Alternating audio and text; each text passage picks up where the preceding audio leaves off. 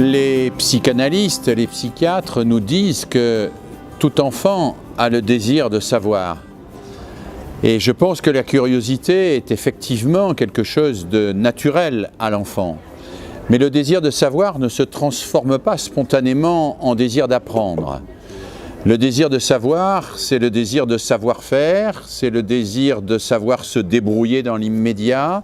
Ça peut devenir le désir d'avoir une théorie qui comble toutes les lacunes et permet de comprendre le monde sans avoir véritablement travaillé sur un modèle de compréhension.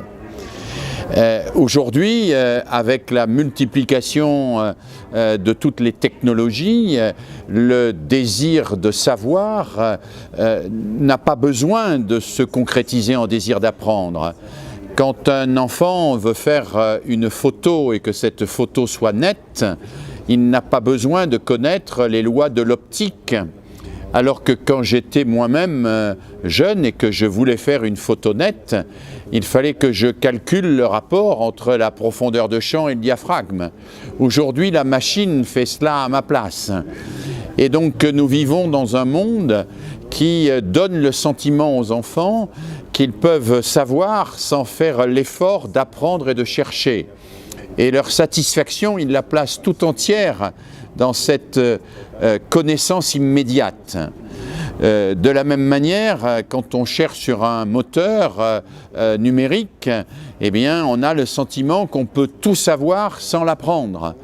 Mais évidemment, ce que l'on cherche sur le numérique, ça n'est pas de la connaissance, c'est de l'information qu'il faut réinterroger, qu'il faut re-questionner pour aller au-delà de ce que le numérique nous apporte tout près. C'est la raison pour laquelle l'école est un lieu dans lequel le professeur doit accompagner l'élève pour que l'élève passe du plaisir de savoir tout de suite, de réussir tout de suite, au désir de comprendre et de chercher. Et l'important, c'est de permettre à l'élève de trouver du plaisir dans la démarche, dans la recherche, et pas dans la satisfaction immédiate de la solution qui serait toute prête, qui serait toute faite. Et donc là, le professeur a une responsabilité importante parce que c'est à lui d'installer des situations qui permettent de ne pas se satisfaire de la réponse immédiate, mais de mettre en place une démarche, de lancer une aventure d'apprentissage. L'enfant va alors s'engager dans une exploration plutôt que de se satisfaire de ce qu'il croit savoir. Et il y a un déplacement du plaisir qui va s'opérer de la satisfaction de savoir au plaisir de chercher. Et le plaisir de chercher, le maître peut le stimuler par des situations pédagogiques qui vont permettre à l'enfant de s'engager dans la recherche. S'engager dans la recherche, cela se fait à travers ce que nous appelons des situations-problèmes, à travers des énigmes, à travers des questions. Et on voit bien ici l'importance qu'a dans l'enseignement la construction de la question. Construire la question est probablement aussi important que de donner la réponse.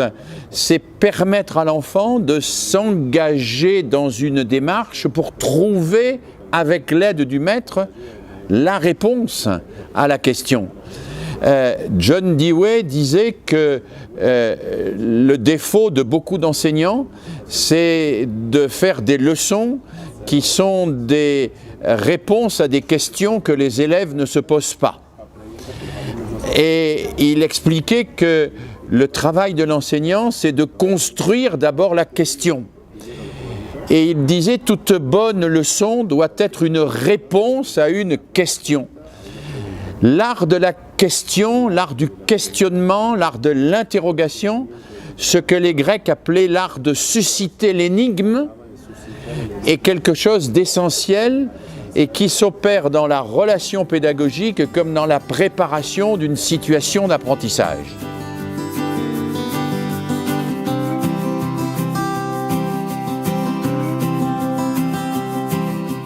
Il y a une véritable illusion à penser qu'il suffit de créer la situation et que tout va se passer spontanément et naturellement. Il faut évidemment que cette situation soit d'abord pensée en fonction des besoins et des ressources des élèves. Toutes les situations ne sont pas adaptées à tous les élèves et à tous les objectifs d'apprentissage. Il faut que la situation soit adaptée. Il faut que, comme le dit Vygotsky, elle soit dans la zone proximale de développement de l'élève. C'est-à-dire qu'il puisse résoudre le problème, mais que ce problème reste difficile pour lui. Si l'élève ne peut pas résoudre le problème, eh bien, il va abandonner. Si c'est trop facile et qu'il sait déjà résoudre le problème, eh bien, il n'apprend rien. Donc, il faut trouver la situation qui va permettre à l'élève de faire un progrès significatif par rapport à ce qu'il sait déjà. Et cette préparation-là est importante, et si l'on écoute Vygotsky, elle est très importante parce que c'est le temps dans lequel l'enseignant va accompagner l'élève pour que l'élève fasse progressivement tout seul ce que d'abord il ne peut faire qu'avec lui. Nous parlons en pédagogie de la phase d'étayage, comme on étaye un mur en mettant des étais qui permettent de le faire tenir debout, mais nous parlons aussi de la nécessité d'une phase de désétayage, c'est-à-dire où les aides apportées par le maître et apportées par la situation vont progressivement disparaître pour permettre à l'élève de faire tout seul ce qu'il avait dans un premier temps fait avec un accompagnement pédagogique. Et bien évidemment, cela nécessite trois choses.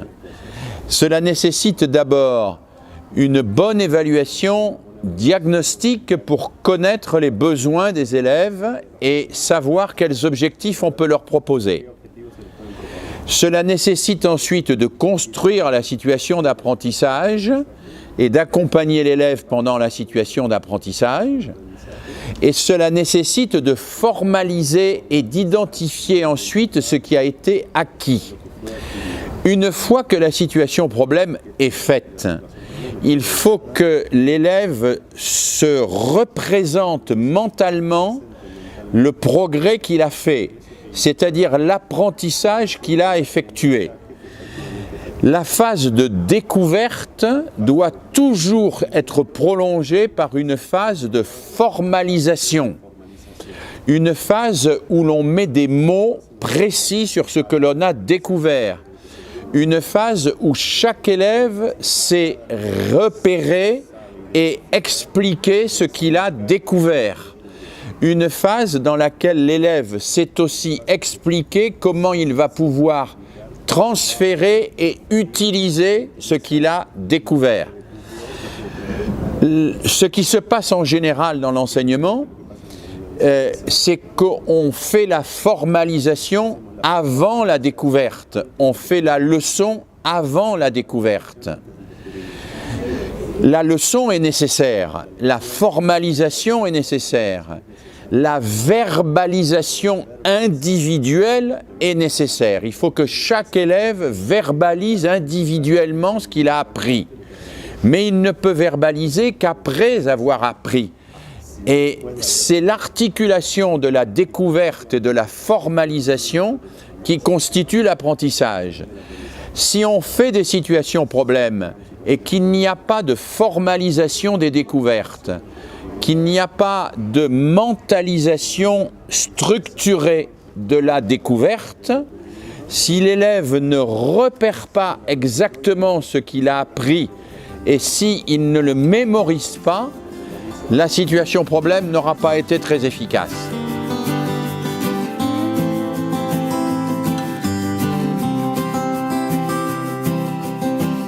Je pense qu'effectivement, la pratique d'une pédagogie qui articule la découverte et la formalisation nécessite de la part des enseignants un travail d'équipe. Parce que construire des situations comme celle-là, ça exige une véritable réflexion, ça exige de mobiliser des moyens, ça exige d'explorer les savoirs et les ressources dont on dispose pour construire cette situation. Et évidemment, ça impose aussi une collaboration au niveau des élèves entre eux.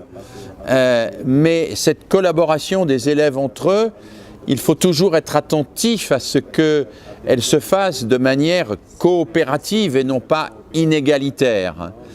Il faut que chaque élève soit impliqué dans l'action commune. Et il faut que l'action commune ne puisse pas être réalisée sans l'implication de chaque élève. Parce que sinon, nous aurons une sorte de division du travail qui fait que certains élèves feront le travail et que d'autres seront des exécutants ou seront marginalisés. Et donc, le travail collectif nécessite, dans l'immense majorité des cas, l'appropriation par chacun individuellement d'un élément qui va ensuite contribuer à la construction collective. C'est un peu ce que nous trouvons dans les logiciels coopératifs. Quand nous avons un logiciel où chaque enfant dispose d'éléments d'un château fort, par exemple, et qu'il faut que chaque enfant apporte ces éléments pour que le château fort puisse être construit en entier. Si un enfant n'apporte pas ces éléments, le château fort ne peut pas être construit en entier. Et cela nécessite une attention particulière chez l'enseignant sur le travail préparatoire individuel de chaque élève. Il faut que chaque élève soit préparé pour qu'il apporte quelque chose dans l'action collective et qu'il trouve sa place dans le collectif.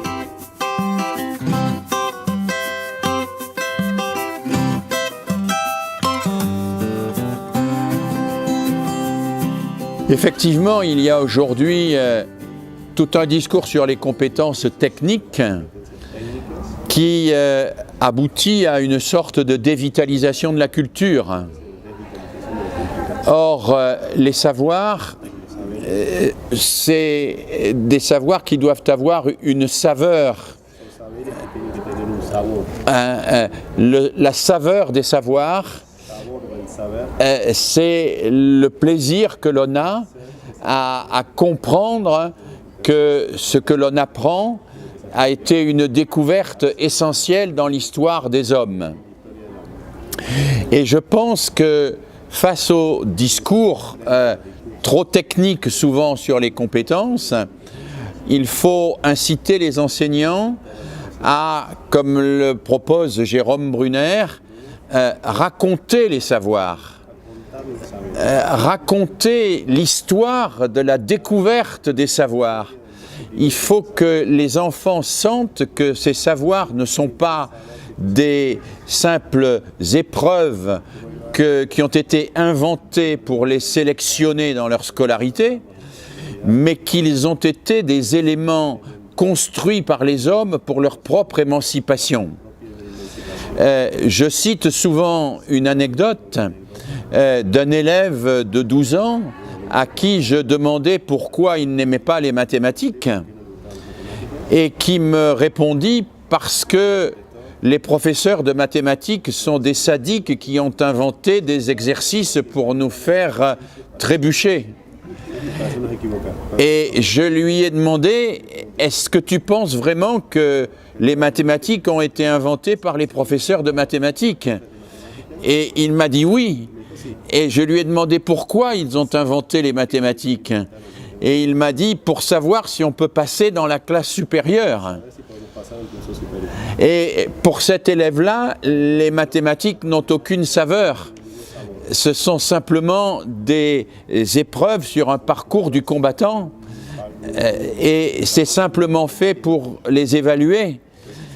Et il est important qu'à certains moments, le professeur fasse comprendre que ces savoirs qui sont parfois difficiles, qui demandent des efforts importants pour être appris, ont été construits par les humains pour s'émanciper, ont été construits par les humains pour résoudre des problèmes, ont été construits par les humains pour communiquer entre eux sur des choses essentielles. La philosophie, c'est compliqué, c'est difficile, mais ça n'est pas compliqué parce qu'on a voulu faire des choses compliquées pour mettre les élèves en échec. C'est compliqué parce que des hommes, des humains, ont réfléchi sur la condition humaine et que je peux trouver à travers cela quelque chose qui répond à mes propres interrogations. Et nous revenons toujours à cette idée d'un savoir qui résonne avec mes interrogations. Et les enfants ont des tas d'interrogations. Et si nous ne présentons pas nos savoirs comme des réponses à leurs interrogations, ils iront chercher des réponses ailleurs. Ils iront chercher des réponses dans la superstition. Ils iront chercher des réponses dans la science-fiction. Ils iront chercher des réponses dans la publicité. Ils iront chercher des réponses partout parce qu'ils ont besoin d'avoir des réponses et qu'ils ont besoin d'être dans cette démarche de compréhension qui fait que les savoirs apportent du sens à leur vie. Et si les savoirs scolaires n'apportent pas du sens à la vie des élèves, ils vont aller chercher du sens dans la violence, ils vont aller chercher du sens dans des groupes fanatiques, ils vont aller chercher du sens dans des actions extrêmement préjudiciables pour eux, ils vont aller parfois basculer dans des addictions, ou bien ils vont se replier sur eux-mêmes et ils vont perdre le goût des savoirs qui est aussi le goût de la vie.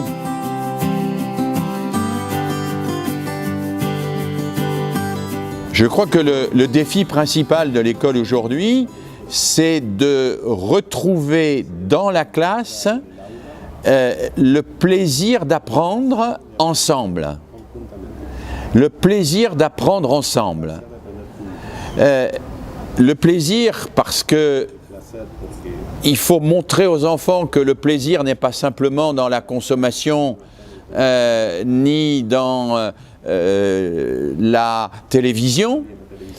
Le plaisir d'apprendre parce que apprendre, c'est toujours découvrir des choses nouvelles et qu'on n'a jamais fini d'apprendre.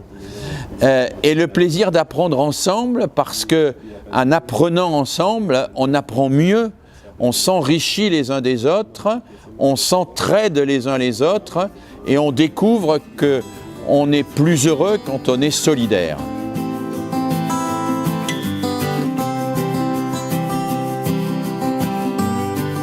Vous faites un beau travail. Parfois, vous êtes un peu découragé, comme tout le monde, parce que vous avez le sentiment que vous n'êtes pas suffisamment reconnu. Mais vous avez le plus beau métier parce que c'est le métier de l'avenir, c'est le métier qui prépare l'avenir et c'est le métier qui ouvre nos enfants à préparer un monde meilleur.